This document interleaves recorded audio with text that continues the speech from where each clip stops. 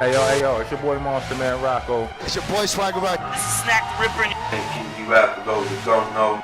Master Ace. You are now rocking with the best. Breaking Records Radio. Breaking Records, man. Breaking Records Radio. Breaking Records Radio. Breaking Records. Breaking Records. Breaking Records Radio. Let's go. Breaking Records Radio. Press 5-9, check Breaking Records Radio. Breaking Records, man. Radio is like the place to be. I don't know. Fuck strange music, dude. Check 1, 2, it's your man Maloney, Breaking Records Radio, in the place to be. And I got a very, very, very special guest on the phone with me, an artist I've been a fan of for a very long time.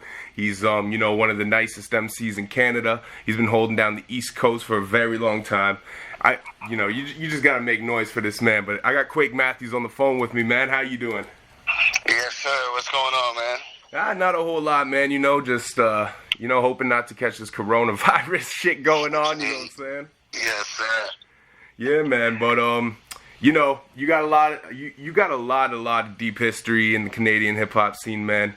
And there's so many different angles and ways to cover stuff. But one thing I do want to get into, just from the jump, you just dropped the When to Say When over the Drake beat.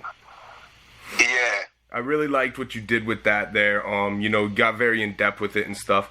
And I wanted to ask first and foremost, like, when you said, you mentioned, like, when me and every other local rapper that quit was sharing dreams, and, how you're kind of still doing it, but a lot of the dudes fell back. I was curious, like, did that have anything to do with, your early days with, like, Facts 4 and that kind of shit? I don't think that was really necessarily like applied to anyone in particular. I've just been doing this for a long time, over 10 years, and the unfortunate thing that ends up happening is a lot of people with a lot of talent, kind of end up falling back when real life gets in the way. Yeah. And that was just basically reference to that. There's tons of people that could fit that category. But yeah, no, it wasn't necessarily the Facts 4 thing. Just could have applied to anyone over the years. Yeah, no doubt. And like, it's that's one thing I gotta commend you for too, man. Is like, from all the way back then up until now, how you've kept it consistent and stayed driven and stayed motivated when it is so you get to a certain point where it is very easy to fall back and almost double guess and question yourself and almost just kind of like life take the reins, you know what I mean? So I got to commend you for your consistent grind, and you've always stayed sharp. Like, ever since that verse on Mino Olymp, like, you came in and tore that shit off from the jump, you know what I mean? Yeah, I appreciate it, man. You know what I'm saying? And, everything I've ever heard from you since has always been consistent and dope. So I got to commend you for just, keeping your head up, staying strong, and doing it. No, much love, man. I appreciate that, man. And, there's like two different places I could go from here because they're both angles that I want to take. But while we're on the Facts 4 specifically, I guess I just kind of want to ask you, too, like, how did that all come together? Because you were only, like, 16 at the time, right?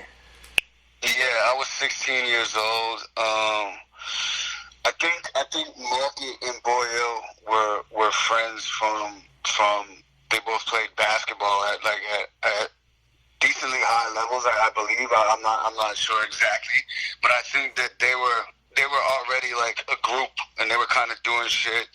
And then I think I met Spesh at Classified's house one day. I used to record some of my shit at Classified's house, and I remember I had a song with Spesh. So I think I don't know how it ended up happening or whose idea it was, because that's like over 10, 12 years ago. But I think it might have been Spesh's idea that was like, let's just put this group together and try to put something out. And that was just like kind of like the super beginning, man, when I used to have to get like written consent from the liquor commission to be in clubs and do performances, and that was just a fun time for me back then, getting to hang out with people who were all, 5 and 10 years older than me, experiencing club nightlife at 15 and 16 years old and getting buzzed up and having a good time. So that was definitely just a great time in my life, man. Yeah, man, that's dope. And, it's crazy because I know Spesh, actually. So, I when he was living in Toronto here, we used to spend a lot of time together.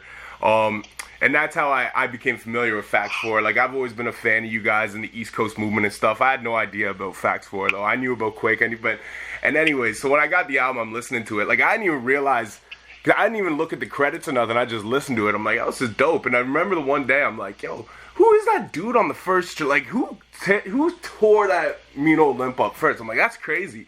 And I went and looked in the credits. I'm like, oh, shit, Quake is in the group. And then, I put all the pieces together then. But, because I was already familiar with your music from other, you know what I mean? Yeah. But, I always thought that was interesting. And I always kind of wondered if that was kind of like your introduction to the game and shit.